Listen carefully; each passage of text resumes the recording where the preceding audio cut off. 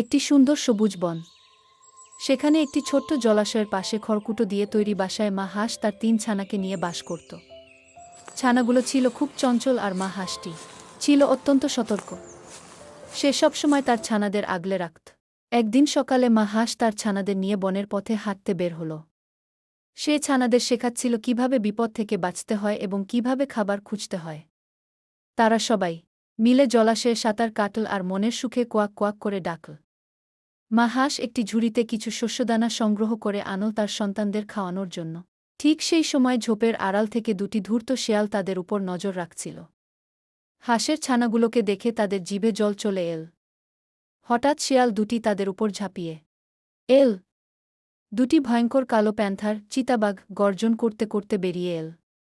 বাঘগুলোকে দেখে শেয়াল দুটি ভয়ে পালাতে শুরু করল। কিন্তু একটি শেয়াল প্যান্থারের থাবায় জখম হল।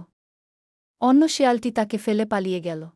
প্যান্থারগুলো তখন আহত শেয়ালটিকে আক্রমণ করার জন্য এগোতে থাকল। সবকিছু দেখে মা হাঁসের খুব মায়া হল। সে জানত শেয়াল তাদের শত্রু। বিপদ কেটে গেলে মা হাঁস আহত শেয়ালটির কাছে গেল। শেয়ালটি তখন ব্যথায় কাঁদছিল।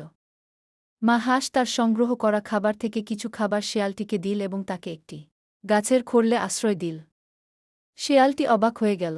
आज की रात मजा हुस्न का